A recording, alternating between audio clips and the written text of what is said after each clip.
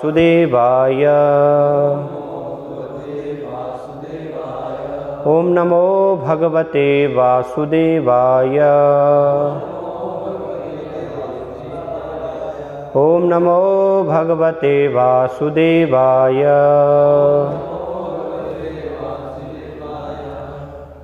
श्रीमद्भागवतम स्कंद 3 अध्याय 26 प्रकृति के मूलभूत सिद्धांत श्लोक संख्या 46।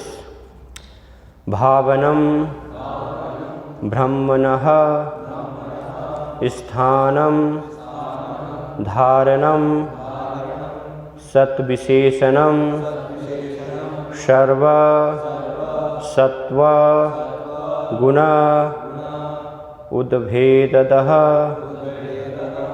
पृथ्वी वृत्ति लक्षणम भावनम ब्रह्मणस्थानम धारणम सद्विशेषणम सर्वसत्वगुणोद्भेदतः पृथ्वी वृत्ति लक्षणम भावनम ब्रह्मणस्थानम धारणम सद्विशेषणम सर्वसत्वगुणोद्भेदतः पृथ्वी वृत्ति लक्षणम भावनम ब्रह्मणस्थानम धारणम सद्विशेषणम सर्वसत्वगुणोद्भेदतः पृथ्वी वृत्ति लक्षणम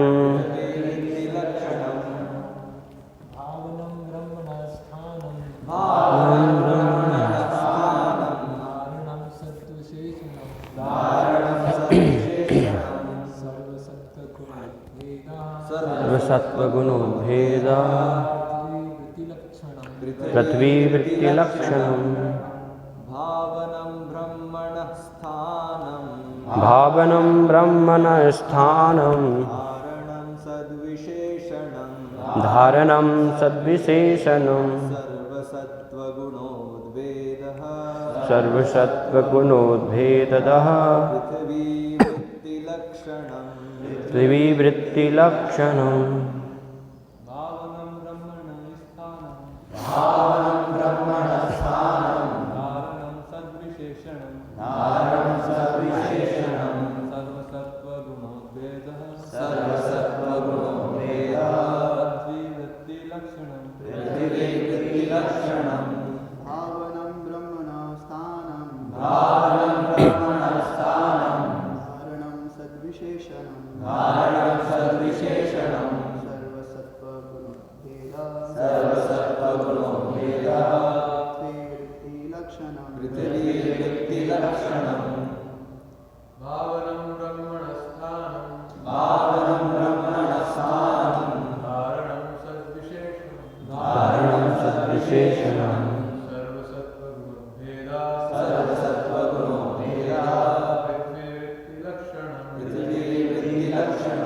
माता जी।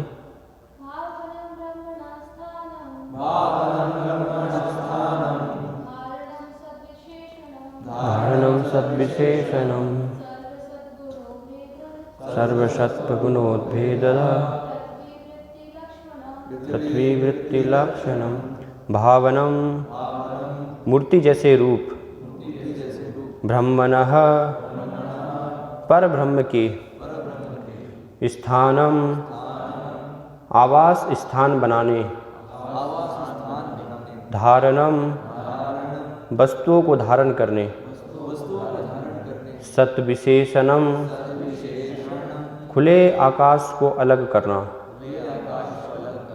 सर्व समस्त सत्व अस्तित्व के गुण गुण उद्भेदतः प्राकट्य का स्थान पृथ्वी पृथ्वी के वृत्ति कार्यों के लक्षणम लक्षण अनुवाद तथा तात्पर्य श्री श्रीमद् अभय चरणारविंद भक्ति वेदांत स्वामी श्रील प्रभुपाद के द्वारा। पर ब्रह्म के स्वरूपों को आकार प्रदान करके, आवास स्थान बनाकर, जल रखने के पात्र बनाकर पृथ्वी के कार्यों के लक्षणों को देखा जा सकता है। दूसरे शब्दों में पृथ्वी समस्त तत्वों का आश्रय स्थल है। तात्पर्य, पृथ्वी में ध्वनि, आकाश, वायु, अग्नि, जल जैसे विभिन्न तत्व देखे जा सकते हैं। यहाँ पर पृथ्वी की अन्य विशेषताओं का उल्लेख हुआ है और वह यह है कि पृथ्वी से भगवान के विभिन्न रूप प्रकट होते हैं।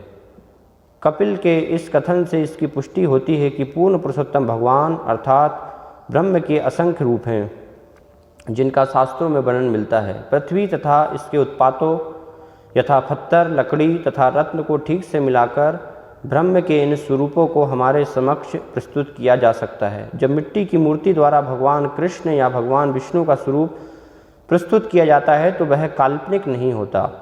पृथ्वी भगवान के स्वरूपों को शास्त्रों में वर्णित आकार प्रदान करती है। ब्रह्म संहिता में भगवान कृष्ण की भूमि, बैकुंठ धाम की विचित्रता तथा अपने आध्यात्मिक शरीर से बांसुरी बजाते हुए उनके स्वरूप का वर्णन मिलता है। इन सब रूपों का उल्लेख शास्त्रों में मिलता है और जब उन्हें वैसे ही रूपों में प्रस्तुत किया जाता है तो वे पूज्य बन जाते हैं, वे काल्पनिक नहीं हैं, जैसा कि मायावादी दर्शन कहता है। कभी कभी भावन शब्द की व्याख्या कल्पना के रूप में की जाती है, किंतु इसका यह अर्थ नहीं है। इसका वास्तविक अर्थ है वैदिक विवरणों के अनुसार आकार प्रदान करना।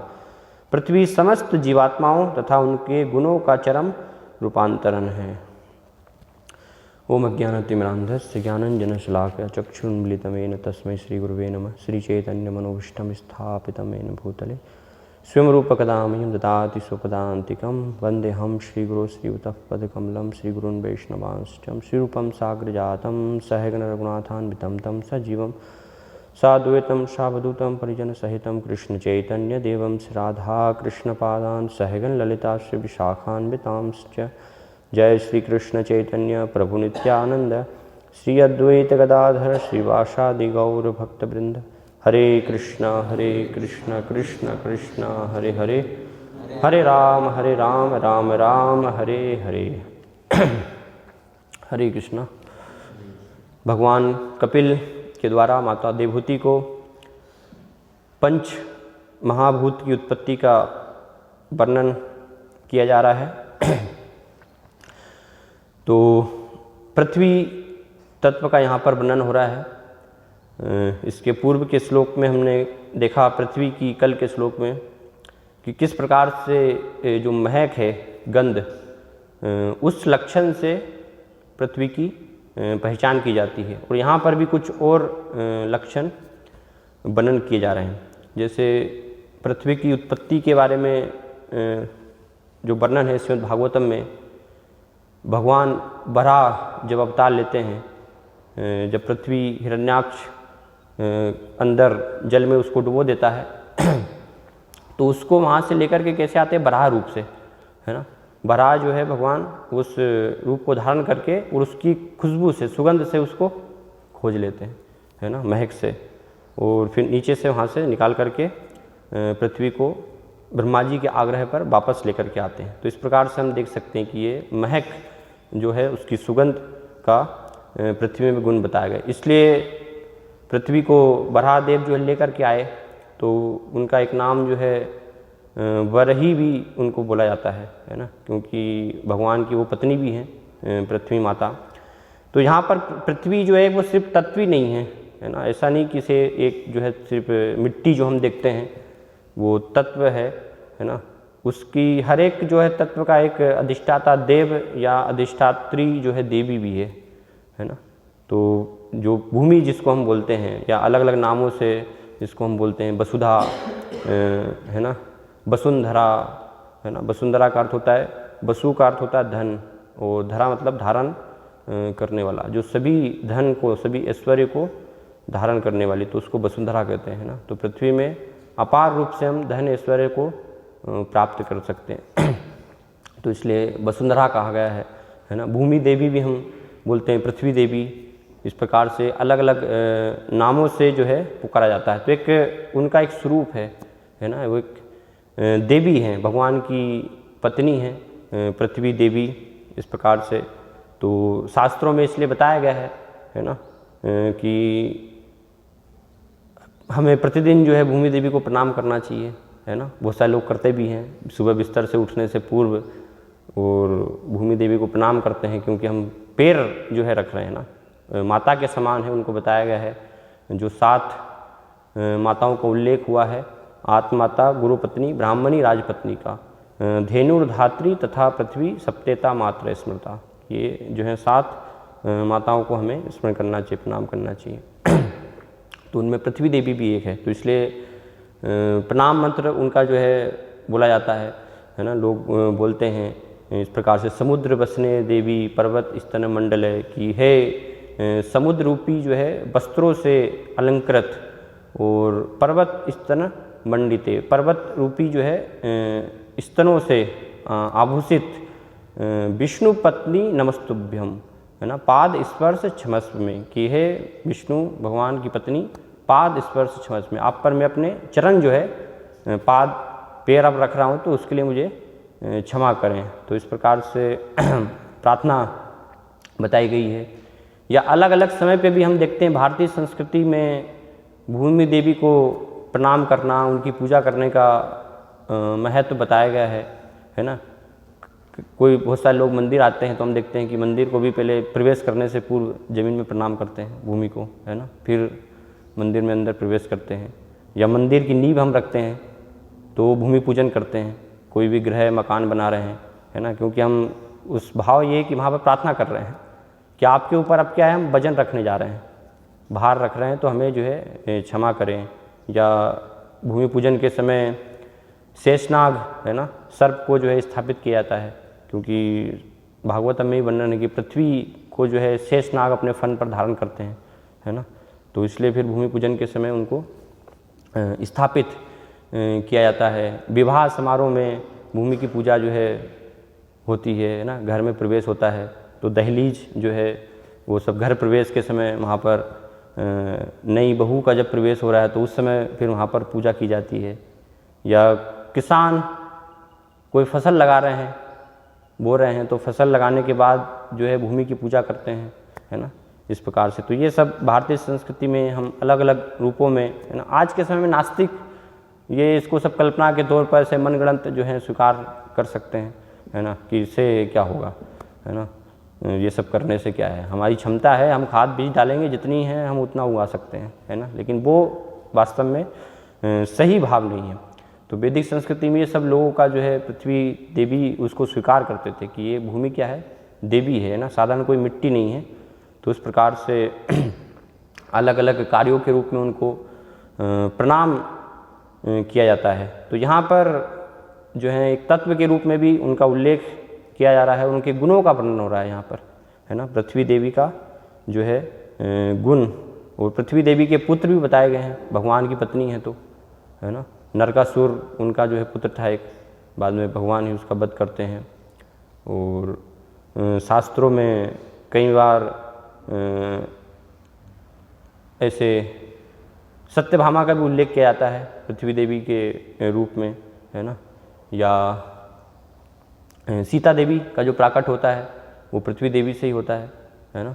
तो इसलिए बाद में हम देखते हैं रामायण के उत्तरकांड में वर्णन है कि किस प्रकार से जब उनको अयोध्या वासियों के समक्ष परीक्षा देने के लिए बुलाया जाता है ना, सत्य स्थापित करने के लिए, तो फिर वहाँ पर जो है अपनी सत्यता का प्रतिपादन सीता देवी करती हैं और भूमि देवी को आमंत्रित करती हैं कि अगर जो है मैंने मन वचन और कर्म से स्वप्न में भी जो है ये श्री राम के अलावा किसी का जो है स्पर्श चिंतन अगर नहीं किया है तो आप तुरंत जो है मुझे अपने में समाहित करें, स्थान दें। तो उसी समय फिर भूमि देवी जो है शेषनाग फन पर वहाँ पर जो है वाहन पर आती हैं और सीता देवी को पृथ्वी के अंदर अपने में जो है समा कर ले जाती हैं, क्योंकि उन्हीं से उत्पत्ति जो है बताई गई है। सीता देवी जब जनक महाराज एक बार अपने क्षेत्र में जो है हल से भूमि को खोद रहे थे, है ना, सोने के हल से, तो वहाँ पर फिर उनको एक बालिका के रूप में उस भूमि से सीता देवी की प्राप्ति होती है। तो ये सब शास्त्रों में इस प्रकार से भूमि का वर्णन किया गया है। और यहाँ पर कुछ और गंध के अलावा जो है लक्षणों का वर्णन किया जा रहा है कि ये क्या है, भावनम ब्रह्मण स्थानम, है ना। पृथ्वी जो है वो सभी तत्वों का स्थान है। हम आकाश जो तत्व है उसको पहचान पा रहे हैं, उसकी पहचान कर पा रहे हैं, क्यों? क्योंकि पृथ्वी है। अगर पृथ्वी अगर नहीं होगी तो फिर पता कैसे चलेगा आकाश क्या है और क्या कौन सा तत्व है ना। सब कुछ ही फिर तो आकाश है। तो हम अभी पृथ्वी पर हैं इसलिए हमें पता चल रहा है कि ऊपर आकाश है ना। या अग्नि है तो अग्नि भी कहाँ, अपने आप तो कहीं नहीं जलेगी वो, उसके लिए कुछ स्थान चाहिए, है ना।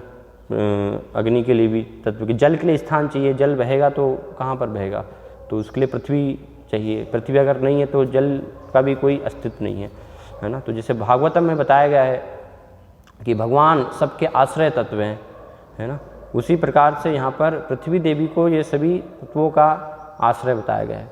हर एक का, मनुष्यों के लिए तो है ही वो स्थान, है ना।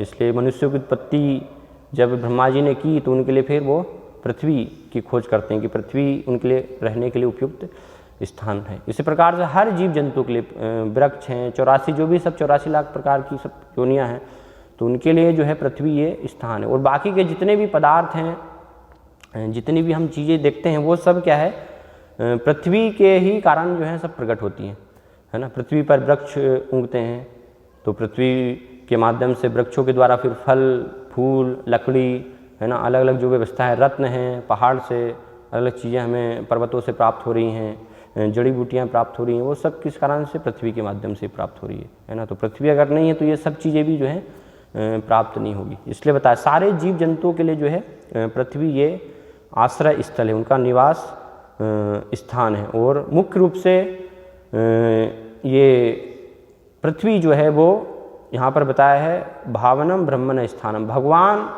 का जो है स्थान है ना। भगवान के लिए वास्तव में जो है इस पृथ्वी देवी का उपयोग होना चाहिए भगवान की सेवा के लिए, है ना। ब्रह्मण शब्द का यहाँ पर अर्थ कृपाल लिखते हैं पर ब्रह्म ना। मायावादी जो है ब्रह्मण शब्द का अर्थ ब्रह्म से करते हैं, है ना। जो प्रथम भगवान का स्तर बताया गया है, जैसे श्रीमद् भागवतम में वर्णन किया गया है, वदंती तत्वद विदस्तत्वम यज्ञ ज्ञानम अद्वयम ब्रह्मेति परमात्मेति भगवान इति शब्दते, है ना। कि भगवान को 3 स्तर के माध्यम से, 3 रूपों के माध्यम से समझा जाता है। पहला ब्रह्म, दूसरा फिर जो है परमात्मा जो योगी जन अपने हृदय में दर्शन करते हैं, और तीसरा पूर्ण पुरुषोत्तम भगवान, है ना, पर ब्रह्म, इसलिए उनको कहा गया है।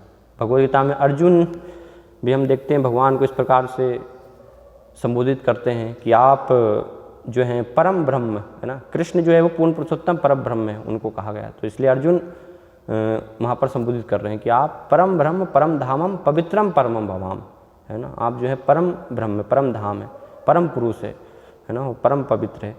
इस प्रकार से अर्जुन भी भगवान को वर्णन करते हैं। तो भगवान के स्थान के लिए तो शिलपाद जो है समझाते हैं कि यहाँ पर जैसे जो व्यक्ति हैं, है ना, इस भौतिक जगत में इंद्रिय भोग की इच्छा से जो भी आए हैं, तो कुछ ना कुछ जो है वो यहाँ पर, जैसे श्रीमद् भागवतम में वर्णन किया गया है, अतो ग्रह क्षेत्र सुताप्त, है ना, क्षेत्र सुताप्त ग्रह, है ना, कुछ घर बनाने की आवश्यकता होती है, कुछ उनको जो है भूमि की आवश्यकता होती है। तो वास्तव में बताया ये सब कुछ जो है भगवान की सेवा के लिए है ना। भगवान की सेवा के लिए अगर कोई इसको प्रयोग नहीं कर रहा है तो वो पृथ्वी देवी उसका जो है अपने ऊपर भार मानती है ना। इसलिए कई बार जब पृथ्वी पर भार बढ़ जाता है तो फिर भार से त्रस्त होकर के पृथ्वी देवी ब्रह्मा जी की शरण में जाती हैं, है ना। क्षीरोदक विष्णु की शरण में जाती है, प्रार्थना करती है कि आप जो है अवतार लीजिए, भार उठाइए, है ना। तो भार किस चीज़ का बढ़ता है पृथ्वी पर? इतने सारे जीव जंतु हैं, पेड़ पौधे, वो सब का भार नहीं है। भार है जो ऐसे जो मनुष्य हैं जो कि यहाँ पर मनुष्य जीवन का जो उद्देश्य जिसके लिए उनको यहाँ पर भेजा है, जिसे चेतन चितामृत में बताया गया, भारत भूमि ते होइलो मनुष्य जन्मजार, जन्म सार्थक करी कर पर उपकार। कि ये मनुष्य जन्म किस लिए मिला है हमें? जीवन सार्थक करने के लिए ना। वो फिर अपना जीवन सार्थक करना और फिर पर उपकार करना, दूसरों का कल्याण करना। तो इस प्रकार से जो नहीं करते हैं तो वो पृथ्वी देवी उनको अपने ऊपर जो है भार के समान मानती है। तो ऐसे जितने भी ये सारे जो हैं वो फिर क्या हैं? भार हैं, है ना। और वो पृथ्वी देवी सहन नहीं करती है। तो इसलिए प्रार्थना करती हैं पृथ्वी देवी की, इन सब जो है इसको आप जो है भार को हटाइए। तो भगवान अवतार लेते हैं, ऐसे सारे आसुरिक प्रवृत्ति के लोगों का विनाश करते हैं, है ना। क्योंकि वो क्या है, ये भूमि से जो भी चीज़ें हमें प्राप्त हो रही हैं या इसका उपयोग भगवान की सेवा के लिए नहीं करते। वास्तव में भगवान की सेवा के लिए होना चाहिए हर एक चीज़ का उपयोग, है ना। सब कुछ चीज़ भगवान की सेवा के लिए, भगवान ही एकमात्र भोक्ता है ना, हर वस्तु के स्वामी हैं। तो हर वस्तु को उन्हीं की सेवा में वास्तव में लगाया जाना चाहिए। लेकिन होता क्या है कि आसुरिक प्रवृत्ति के लोग जो हैं ये संसार के संसाधनों को अपनी इंद्रिय भोग में, अपनी इंद्रिय तुष्टि के लिए लगाने का प्रयास करते, और उसका प्रारंभ होता है स्त्री पुरुष आकर्षण से। इसलिए बताया पुंसाम स्त्रिया मिथुनि भावमेतम तयोर मितो हृदय ग्रंथि माहु अतः ग्रह क्षेत्र सुताप्त वित्तिर जनस्य मोहयम अहम मेति, है ना। कि स्त्री पुरुष आकर्षण से शुरुआत होता है और फिर उसके लिए घर चाहिए, व्यवस्था चाहिए, जमीन चाहिए, है ना। तो अपने लिए बड़ा जो है बंगला बनाते हैं लोग, है ना, बड़ी बड़ी बिल्डिंगें बनाते हैं।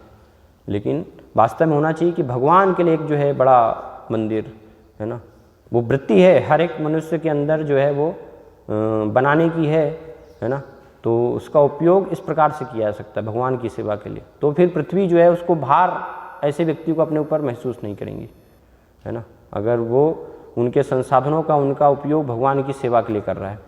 भगवान की सेवा के लिए ना करते हुए अपनी इंद्रिय तृप्ति के लिए लगा रहा है ना, अपने लिए महल बना रहा है, तो फिर वो पृथ्वी देवी अपने ऊपर भार महसूस करती हैं। तो इस प्रकार से किया जा सकता है ना। मकान वृत्ति है बनाने की, लेकिन भगवान की सेवा में उसको लगाना चाहिए। इसलिए यहाँ पर बताया ब्रह्मण स्थानम, है ना, कि जो पर ब्रह्म है उनका जो रूप है अर्चा विग्रह अवतार, है ना।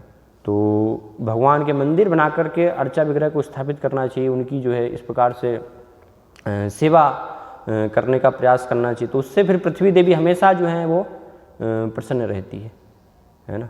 कभी भी अपने ऊपर जो है वो भार महसूस नहीं करती हैं, हमेशा उनको प्रसन्नता, ऐसे जो जीव हैं जो कि भगवान की सेवा में लगे हुए हैं उनसे उनको प्रसन्नता प्राप्त होती है। तो इस प्रकार से जो है किया जाना चाहिए। लेकिन लोग करते हैं इंद्रिय भोग में, है ना। तो इसलिए हम देखते हैं लड़ाई करते हैं ना, दो भाइयों के बीच लड़ाई होती है छोटी छोटी ज़मीन के टुकड़े को लेकर के, है ना, ये मेरा है, ये मेरा है। तो वो इसी कारण से इंद्रिय भोग के कारण ही मेरा तेरा में जो है वो फंस जाते हैं, मोह में हो जाता है ना। शिलपाद समझाते हैं, एक जगह जो है शिलपाद एक बार स्विट्जरलैंड में थे, तो वहाँ पर एक प्रवचन में वार्तालाप में शिलपाद जो है बताते हैं कि लोग जो हैं ये मेरा देश है ना, ये मेरी, वो सब राजा बनना चाहते हैं, है ना, सब सारी पृथ्वी को जो है अपने अधिकार में लेना चाहते हैं, लेकिन देख नहीं पा रहे हैं वास्तव में, है ना, कि कितने समय तक यहाँ पर जो है वो रहने वाले हैं। शुरुआत फिर समझाते हैं कि जैसे मैं यहाँ पर आया हूँ स्विट्जरलैंड में, तो कितने, मैं मान लीजिए 1 महीने यहाँ पर रुकता हूँ, 2 महीने रुकता हूँ, मैं कहूँ कि ये स्थान जो है मेरा है ना, ये जगह मेरी है, तो ये तो क्या मूर्खता होगी, है ना। इसी प्रकार से हम सब यहाँ पर जो है आए हैं, कोई 70 साल के लिए है, कोई 80 साल, 100 साल, है ना, अधिकतम इस प्रकार से। तो उसमें ही जो है वो मोह से ग्रसित होकर के फिर मानते ये मेरी ज़मीन है ना, ये मेरा स्थान है, ये मेरा मकान है। हम नहीं थे, उससे पहले भी पृथ्वी थी, है ना, भूमि थी, वो अपनी जो है यथास्थिति में रहेगी, और काल के रूप में जब हम समाप्त हो जाएंगे, हमारा अस्तित्व समाप्त हो जाएगा, तो तब भी जो है पृथ्वी रहेगी, है ना। ऐसा नहीं है कि पृथ्वी को हम अपने साथ जो है ले जाएंगे, हमारा टुकड़े को, इतने को जो है ना, वो कुछ भी हम साथ में नहीं ले जा सकते। तो लोग लेकिन अज्ञानतावश जो है लड़ते हैं, अधिकार जमाते हैं, है ना। और आज से नहीं, ये सब कितने समय से जो है चला रहा है ना। महान कितने इतिहास में हम देखते हैं, राजा महाराजा कितने सारे लोग हो गए, बस उनका इतिहास में नाम रह गया है ना। पृथ्वी को जीतने का उन्होंने जो है प्रयास किया, बड़े बड़े। तो पृथ्वी देवी जो है उनका वर्णन कर रही हैं, है ना। श्रीमद् भागवतम के ये 12वें स्कंद में भूमि गीत में पृथ्वी देवी बताती हैं कि ये सब जो है इस प्रकार से प्रयास करना, मुझे जीतने का जो है प्रयास, वो क्या है, वास्तव में अज्ञानता है। ऐसे लोगों की जो है सारी योजनाएं वास्तव में विफल हो जाएंगी, क्योंकि काल जो है एक समय के बाद उनको समाप्त कर देगा। तो इतिहास में कुछ मुख्य जो हैं ऐसे लोग हुए जिन्होंने कि जीतने का प्रयास किया, तो उनको उनका जो है वर्णन कर रही हैं। तो ये 12वें स्कंद में 3 अध्याय में भूमि देवी कहती हैं श्लोक 7 में, मुझे जीतने के उद्देश्य से भौतिकतावादी लोग परस्पर लड़ते हैं, पिता अपने पुत्र का विरोध करता है और भाई एक दूसरे से झगड़ते हैं, क्योंकि उनके हृदय राजनीतिक शक्ति पाने के लिए बंधे रहते हैं। तो ये हम देखते ही हैं, है ना, लोगों में जो है लड़ाई हो जाती है, एक दूसरे को मार देते हैं छोटी छोटी चीज़ों के लिए, छोटे से जो है ज़मीन के टुकड़े के लिए। राजनेता लोग एक दूसरे को ललकारते हैं, यह सारी भूमि मेरी है, अरे मूर्ख यह तुम्हारी नहीं है। इस तरह वे एक दूसरे पर हमला करते हैं और मर जाते हैं, है ना। तो ये सब जो है लड़ते हैं। और फिर कुछ जो है राजा जो इतिहास में हुए, तो उनका नाम जो है पृथ्वी देवी यहाँ पर बता रही हैं कि पृथु, पुरुरवा, गाधी, नहुस, भरत, कार्तवी, अर्जुन, मानधाता, सगर, राम, ये राम भगवान नहीं है, दूसरे राम यहाँ पर जो है उल्लेख है उनका, खटवांग, धुंधुहा, रघु, तृणबिंदु, ययाति, सरयाति, संतनु, गय, भगीरथ, कुबलयास, ककुस्थ, नेसद, निरग, हिरण्यकशिपु, व्रत, सारे जगत को रुलाने वाला रावण इसलिए रावण का नाम है ना, क्योंकि वो सबको रुलाने वाला था।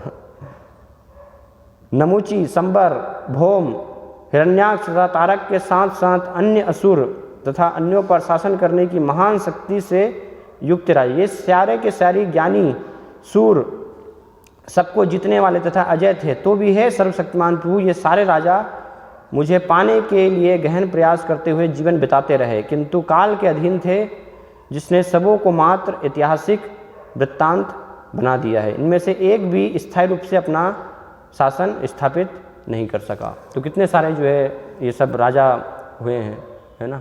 और वर्तमान में भी हम देखते कुछ समय पहले बहुत सारे जो है भारत पर आक्रमण किया, जीतने के लिए है, बहुत सारे देशों के बीच जो है लड़ाई हुई, है ना। मुसलमानों ने आक्रमण किया, अलग अलग अंग्रेज आए, है ना, एक के बाद एक बहुत सारे जो है भारत पर जीतने के लिए, पूरा पृथ्वी को अपने आधिपत्य करने के लिए, है ना। लेकिन सब इतिहास में जो है उनका नाम रह गया।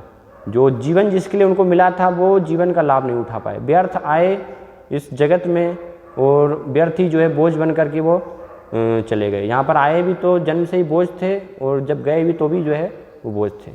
तो इस प्रकार से ऐसे सारे राजाओं का जो है नाम बताया गया। तो इसलिए ऐसे उदाहरणों से जो है बुद्धिमान व्यक्ति को शिक्षा लेनी चाहिए, है ना, कि भूमि तो जो है हमेशा पृथ्वी रहने वाली है, उसके लिए व्यर्थ ही हमें जो है अपना अधिकार माया के प्रभाव से जमाना कि ये मेरी है, ये मेरी है, इस प्रकार से नहीं करना चाहिए। वास्तविकता है कि भगवान की सेवा में लगाएं हम, है ना।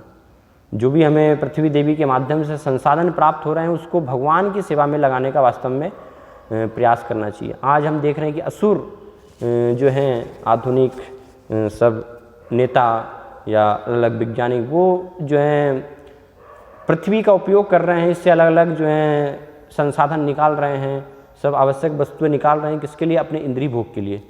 तो इसलिए हम देखते हैं कि पृथ्वी क्या करती है, ये सारे संसाधनों को अपने में जो है छुपा लेती है ना, क्योंकि वो सब जो संसाधन है वो भगवान की सेवा के लिए। और ऐसे लोग जो हैं वो भगवान की सेवा में न लगा करके जब अपने इंद्रिय भोग में लगाते हैं तो फिर क्या होता है, पृथ्वी देवी जो है वो संसाधन की उपलब्धता नहीं करवाती, है ना। तो इसलिए हम देखते हैं कि फसलें जो है नहीं हो रही हैं ठीक से, है ना, फल नहीं लग रहे हैं वृक्षों में अच्छे तरीके से। ये सब क्यों है? क्योंकि पृथ्वी ने सारे संसाधन जो हैं वो छुपा लिए हैं। तो आधुनिक जो नास्तिक जन प्रयास करते हैं, ठीक है हम अपनी शक्ति से जो है और उत्पादन कर लेंगे, खाद डालेंगे, है ना, अलग अलग जो हैं कुछ उपाय अपनाएंगे, अलग बीजों का प्रयोग करेंगे जिससे और जो है पैदावार इस प्रकार से बढ़ाएंगे, है ना। लेकिन ये सब जो है इस प्रकार से कुछ भी लाभ नहीं होगा। कितना भी हम जो है प्रकृति के विरुद्ध जाने का प्रयास करेंगे तो उतना ही जो है प्रकृति और अपने संसाधनों को वास्तव में घटाती जाएगी। अभी प्रकृति कुछ प्रदान कर रही है तो वो भी किस लिए है, क्योंकि भगवान के भक्त जो हैं साधु संत ऋषि मुनि, है ना, वो कुछ जो हैं यज्ञ कर रहे हैं, धर्म का कार्य कर रहे हैं, तो इसलिए पृथ्वी देवी आवश्यकता की पूर्ति जो है कुछ मात्रा में प्रदान कर रही है ना। अगर वास्तव में साधु संत और भगवान के भक्त नहीं हो तो पृथ्वी देवी फिर तो पूर्ण रूप से जो है प्रलय की स्थिति हो जाए, है ना, अकाल भूकंप इस प्रकार से। ये हम देखते भी हैं कि जब ऐसे जो थे राजा, श्रीमद् भागवतम में ही वर्णन आता है चतुर्थ स्कंद में महाराज बेन का, है ना, कि महाराज बेन जो है बहुत ही क्रूर राजा हुआ। तो सारे धर्म के कार्य उसने जो है बंद करवा दिए अपने राज्य में, है ना, अत्याचार को जो है सब बढ़ावा दिया इस प्रकार से। तो पृथ्वी देवी ने सारे संसाधन जो है वो अपने आप में अंदर जो है छुपा लिए, समेट लिए, है ना, सारी आपूर्ति करना बंद कर दी। और आज भी हम देख रहे हैं, है ना, सब असुर जो हैं अलग पृथ्वी का दोहन कर रहे हैं, उसको नष्ट करने का प्रयास कर रहे हैं। तो इसलिए पृथ्वी देवी ने वो सब जो है संसाधन अपने आप में समाहित कर लिए हैं। तो बेन जो है बहुत क्रूर था, इसलिए वहाँ पर लोग बाद में फिर बेन को जो है ऋषि मुनियों ने मार दिया, है ना, उसकी जो है हत्या कर दी, क्योंकि इतना क्रूर राजा था। लेकिन पृथ्वी ने जो सारे संसाधन वो छुपा लिए थे, तो फिर लोग जो है भूखे मरने लगे, है ना, क्योंकि कोई भोजन उत्पन्न नहीं हो रहा है, कुछ फल नहीं लग रहे हैं, कुछ भी चीज़ें सभी जीव जंतुओं को प्राप्त नहीं हो रही हैं। तो और ऋषि मुनि फिर महान, क्योंकि वो वीर जो जिस वंश में बेन क्रूर राजा उत्पन्न हुआ था, तो ध्रुव महाराज का वंश वो महान वंश था। तो उनके उसका मंथन करके, शरीर का मंथन करके और महाराज पृथु की उत्पत्ति करते हैं, जो कि भगवान के ही अवतार होते हैं, पृथु और उनकी पत्नी जो है अर्ची। इस प्रकार से फिर आगे चलकर पृथु जो हैं महाराज उनको राजा स्थापित करते हैं, राजा बनाते हैं। और सभी जो है फिर प्रजा उनके पास आ रही है कि अभी अकाल पड़ा हुआ है ना, तो आप जो है व्यवस्था कीजिए, क्योंकि ये राजा भगवान का प्रतिनिधि होता है। तो राजा की जिम्मेदारी है सभी के लिए जो है खाद्य अन्न ये सब की व्यवस्था करना। तो महाराज पृथु निकलते हैं, देखते हैं कि क्यों वास्तव में जो है ये सब चीज़ें पैदावार नहीं हो रही है। तो पृथ्वी देवी के पीछे जो है वो उसको नष्ट करने के लिए जाते हैं। तो पृथ्वी देवी गाय का रूप धारण करके जो है भागने लगती है पृथु महाराज से, क्योंकि शास्त्रों में बताया है कि स्त्री है, गाय है, वृद्ध है ना, बच्चा है, इन सब का जो है वध नहीं करना चाहिए, उनको दंड नहीं देना चाहिए। तो इसलिए गाय के रूप में, लेकिन पूरे अलग अलग जगह जो है भ्रमण करती हैं पृथ्वी देवी। और पृथु महाराज भी जो है हर जगह उनका पीछा करते हैं। तो जब पृथ्वी देखती है कि अब मेरे लिए जो है पृथु महाराज से भाग पाना संभव नहीं है, तो फिर पृथ्वी देवी जो है उनकी शरण लेती हैं पृथु महाराज की, है ना। और पृथु महाराज जो है फिर उनसे पूछते हैं कि क्यों आप जो है ये सारे इस प्रकार से संसाधन। तो पृथ्वी देवी जो है वहाँ पर फिर बहुत ही सुंदर वर्णन कर रही हैं कि वास्तव में क्यों सारे संसाधन जो हैं, जो आवश्यकताओं की जो पूर्ति है वो पृथ्वी देवी ने अपने अंदर जो है समेट लिए। तो ये श्रीमद् भागवतम में चतुर्थ स्कंद के 18वें अध्याय में पृथ्वी देवी भगवान को, पृथु महाराज को जो है संबोधित करती हैं। श्लोक संख्या 3 से पृथ्वी देवी जो हैं कुछ श्लोकों में वर्णन कर रही हैं। मानव समाज को इस जीवन में ही नहीं वरन अगले जन्म में भी लाभ पहुंचाने के लिए बड़े बड़े ऋषियों तथा मुनियों ने जनता की संप्रदाय के अनुकूल विभिन्न विधियों की संस्तुति की है। तो बहुत सारे सब जो ऋषि मुनि हैं हम देखते हैं कि उन्होंने मानव जीवन के लिए वास्तव में उनकी जो भी आवश्यकता है मूलभूत, वो कैसे उनकी पूर्ति होगी उसके लिए एक प्रकार से जो विधि है वो बनाई गई है कि किस प्रकार से ये सब अपनी आवश्यकता की पूर्ति करें। इसलिए वर्णाश्रम पद्धति है ना, वर्णाश्रमाचार बता पुरुषेण परपुमान विष्णु आराधते पंथा नान्यत तत्व से कारणम, है ना, कि ये वर्णाश्रम व्यवस्था है जिसमें सभी की मूलभूत आवश्यकताओं की भी पूर्ति होती है। और जो चरम गंतव्य है भगवान के धाम को, भगवान को प्रसन्न करना, तो सब अपने कर्तव्य को करते हुए गुण और कर्म के अनुसार भगवान को भी प्रसन्न कर पाते हैं। तो क्षत्रिय का एक जो है ये कार्य बताया गया है, राजा, है ना, जो राजर्षि होते हैं वो ये देखते हैं कि सब अपने कर्तव्य का पालन कर रहे हैं कि नहीं कर रहे हैं, है ना। ब्राह्मण है, वैश्य है, शूद्र है, वो सब अपने कर्तव्यों में अच्छे से लगे हुए हैं। तो इसलिए क्षत्रिय चाहिए, है ना, सारे कर्तव्यों का पालन करवाने के लिए। और क्षत्रिय स्वतंत्र रूप से नहीं करते हैं, इसलिए यहाँ पर बताया है कि जो ऋषि मुनियों ने, जो ब्राह्मण, उन्होंने जो विधियाँ संस्तुत की है समाज के लिए, वो सब जो है ऋषियों मुनियों से, ब्राह्मणों से मार्गदर्शन लेकर के और क्षत्रिय फिर कार्य करते थे। तो आगे फिर पृथ्वी देवी कहती हैं, जो कोई प्राचीन ऋषियों द्वारा बताए गए नियमों तथा आदेशों का पालन करता है वह व्यवहारिक कार्यों में उनका उपयोग कर सकता है। ऐसा व्यक्ति सरलता से जीवन तथा सुखों का भोग कर सकता है ना। तो महाजनों ये निगत सपन था, इसलिए बताया गया है कि ये सारे संसाधन आप जो है पृथु महाराज को वो संबोधित कर रही हैं पृथ्वी देवी कि ये प्राप्त करना चाहते हैं तो आप जो है ऋषि मुनियों के द्वारा जो विधि संस्तुत की गई है उस प्रकार से आप जो है वो कार्य कीजिए, है ना। तो ऋषि मुनि द्वारा क्या विधि संस्तुति थे, यज्ञ के बारे में बताया गया है ना। यज्ञात भवंती पर्जन्य, यज्ञ से बारिश होगी करने से, है ना, और उससे जो है भूमि में अन्न उत्पन्न होगा। तो ये विधि है ना, नास्तिक लोग इस पर विश्वास नहीं करेंगे कि कैसे ये सब इससे संभव है, यज्ञ से कुछ हमें तो प्रयास करना होगा, है ना। तो इसलिए आज आधुनिक जो है प्रयास की जा रहे हैं। जब पृथ्वी से पैदावार नहीं होती तो फिर और अत्यधिक जो है ना, अलग अलग मशीनों के माध्यम से, ट्रैक्टर है, ये है, वो सब चीज़ों के माध्यम से अधिक से अधिक उपज लेने का प्रयास करते हैं। लेकिन कुछ समय उससे जो है होगा, फिर धीरे धीरे आपूर्ति एक समय के बाद वो भी जो है बंद हो जाएगी, है ना। और उसके कारण से, मशीनों के कारण से जो है बैल है, गाय है, तो उसकी हत्या हो रही है ना। वास्तव में जो सारी संपन्नता का सारा जो है जो मूलभूत आवश्यकता उसकी जो पूर्ति है वो बताया गया ये दो चीज़ों से हो सकती है ना, कृषि और गाय से।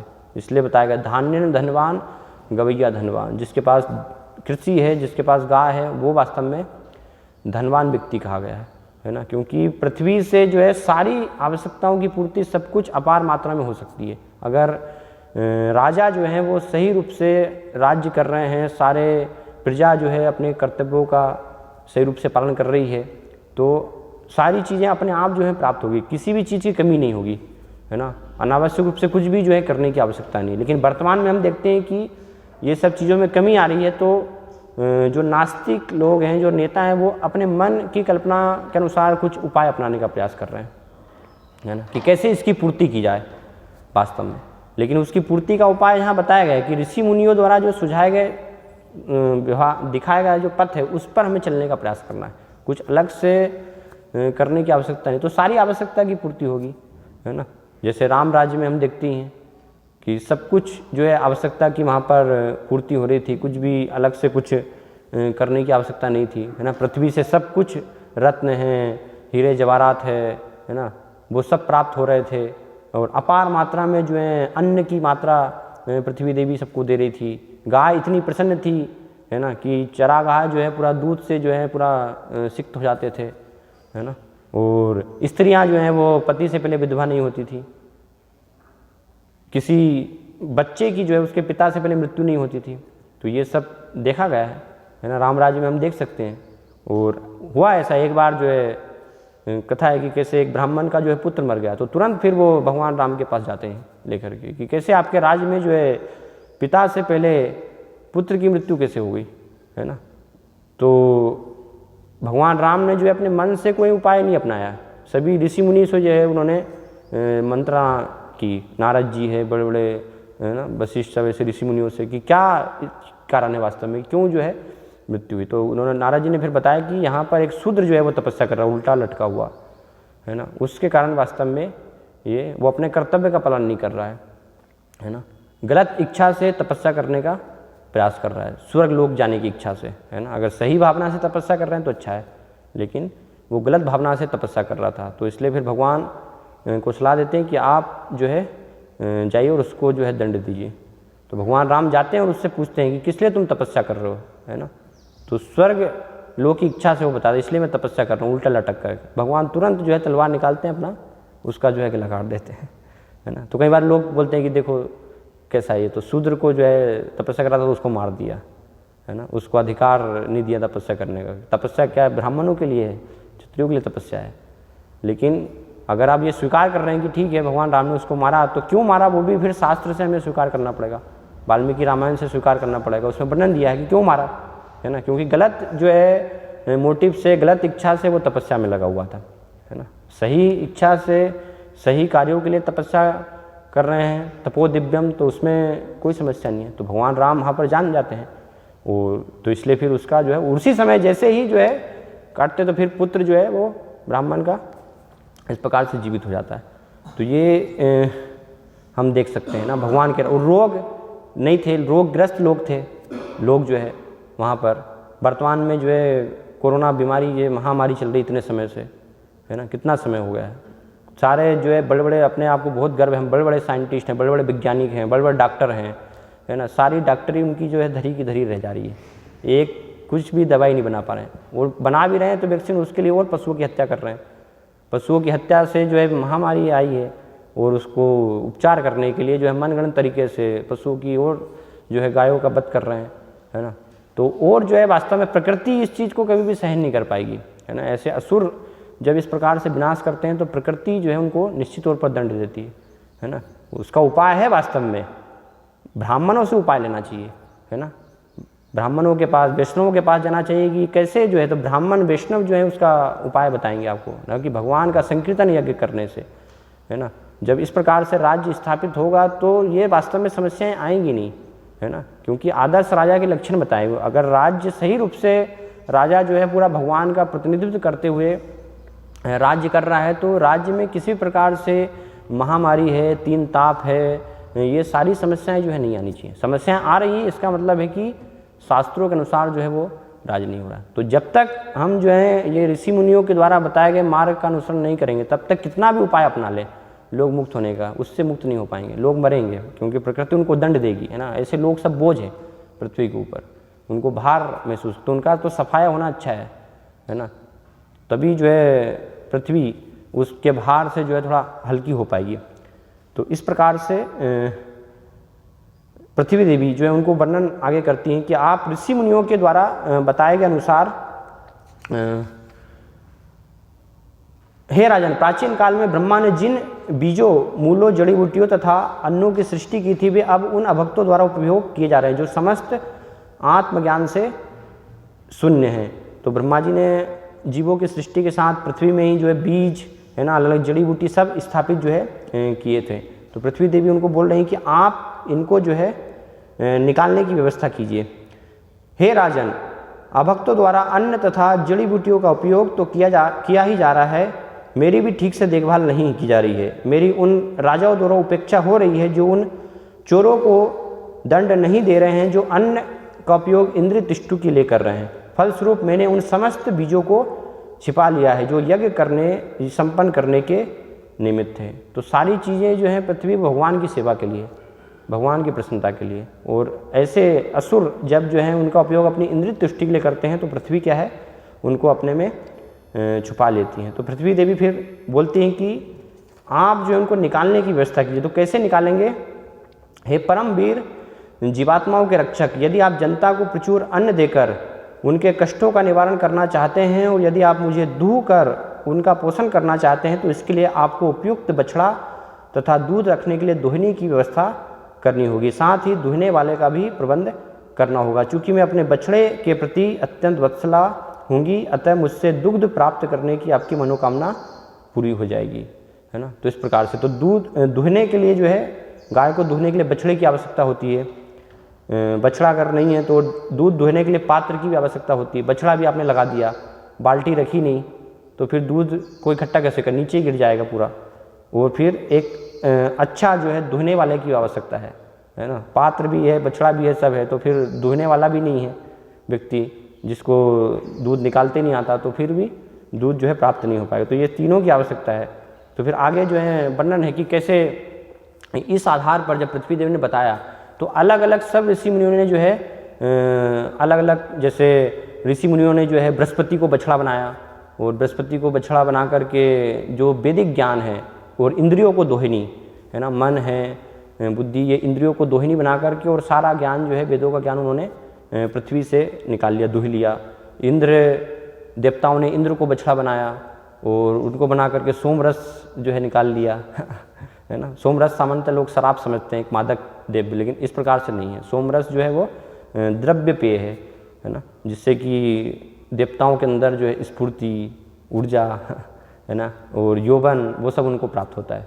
कई बार लोग समझते हैं कि ये एक प्रकार की शराब है ना। वो शराब अलग, उसका भी वर्णन है कि असुरों ने जो है शराब निकाली, लेकिन किसमें जो है बताया गया भागवतम में कि उसको लोहे के पात्र में निकाला, है ना। अमृत जो है वो इंद्र को बछड़ा बनाकर देवताओं वो स्वर्ण के पात्र में निकाला, है ना, क्योंकि शराब क्या निकृष्ट है, तो इसलिए उसको लोहे के पात्र में उन्होंने निकाला। तो ऐसे अलग अलग जो है सब ने ये पृथ्वी से जो सभी आवश्यकताओं की वो है इस प्रकार से पूर्ति की, है ना। तो ये भागवतम में जो है वास्तविक यहाँ पर हम उपाय विधि प्रदान की जा रही है कि कैसे वास्तव में सभी आवश्यकताओं की जो है मानव जीवन के लिए वो सब पृथ्वी से हमें प्राप्त हो सकती हैं, है ना। लेकिन उसके लिए आवश्यकता है कि हर चीज़ भगवान की सेवा के लिए नियोजित हो। पूरी वर्णाश्रम व्यवस्था राजा जो है वो देखें, है ना, अच्छे से। जब तक ऐसे आसुरिक राजा जो है राज्य करेंगे तब तक वास्तव में और कठिन उनके लिए जो है स्थिति उत्पन्न होगी, क्योंकि प्रकृति गाय की हत्या विशेष रूप से, है ना, और पृथ्वी का जो दोहन किया जा रहा है, तेल निकाला जा रहा है, अलग अलग इतना जो है उसको नष्ट करने का प्रयास किया जा रहा है, तो पृथ्वी कभी भी जो है उसको सहन नहीं करेगी, है ना। तो उसका परिणाम जो है सबको, फिर सारे समाज को हम देखते हैं कि भुगतना पड़ता है। तो इससे अगर बचना चाहते हैं, निकलना चाहते हैं ये सब समस्याओं से, तो फिर जो भागवतम में जो उपाय यहाँ पर बताया गया है उस प्रकार से हम जो है पृथ्वी देवी की उपासना करें, उनको समझें, है ना। तो फिर वास्तव में हमारा सबका जो है सारे समाज का इस प्रकार से कल्याण हो सकता है। हरे कृष्णा। कोई प्रश्न है, जिज्ञासा को तो हो सकते हैं। Yes sir. जैसा आपने बताया कि जब लोग पापी हो जाते हैं तो पृथ्वी जो है उनका भार नहीं सहन कर सकती। हाँ, इसलिए फिर इस तरह से जो है महामारी है या प्राकृतिक आपदा है, जिससे कि जो जितने भी पापी हैं उनकी संख्या कम हो सके। तो उसमें आपने फिर जो वर्तमान जो महामारी चल रही है तो उसका भी उदाहरण दिया। लेकिन वर्तमान में तो हम देख रहे हैं कि इवन जो भक्त हैं या जो पुण्यशाली हैं उनकी भी मृत्यु हो रही है, उनको भी संक्रमण हो रहा है। तो इसको कैसे समझेंगे? पुण्यशाली हम कैसे कह सकते हैं? कोई मान लीजिए पुण्यशाली है तो कुछ उसके पुण्य होंगे, लेकिन हो सकता है पाप अधिक हो। तो हम कैसे निश्चय वो कर सकते हैं कि वो पुण्यशाली है वास्तव में कि पाप उसने किए हैं? वो तो देवता जो है वो निश्चित कर सकते हैं ना। इसलिए बताया कर्मणो गहना गति, है ना, वो तो वो निश्चित कर पाएंगे ना। भक्त के केस में देख सकते हैं, है ना, कोई भक्ति कर रहे हैं तो भक्ति कर रहे हैं तो ठीक है, भगवान वो वर्तमान स्थिति में जो है वो हमें लग सकता है कि अभी उसी के माध्यम से जा रहे हैं, है ना। लेकिन जो दूसरों की शायद हो रही उस प्रकार से उनकी गति नहीं होगी कि उस प्रकार से, क्योंकि भक्तों के लिए तो वो व्यवस्था नहीं है।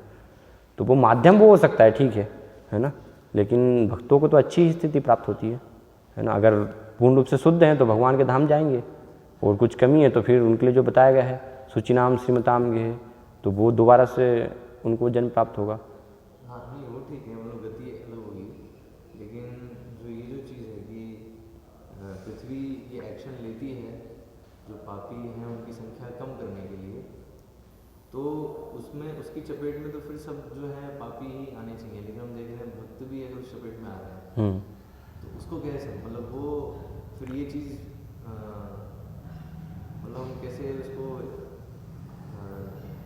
समझें कि नहीं, ये जो है पृथ्वी ने एक्शन लिया है पापियों की संख्या कम करने के लिए।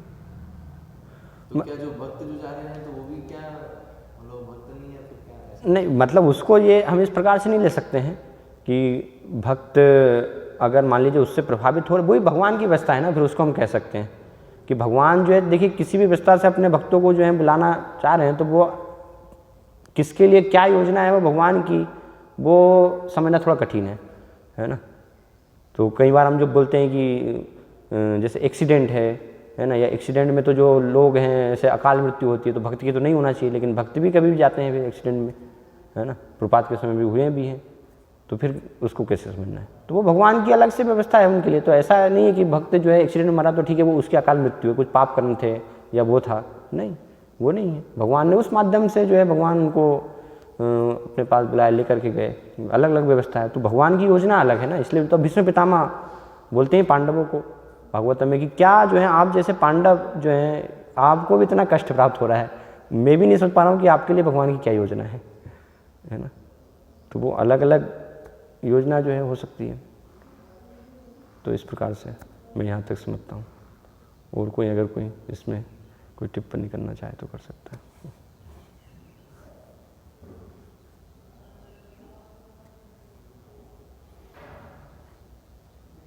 ठीक है। श्रीमद् भागवतम की जय। श्रील प्रभुपाद की जय।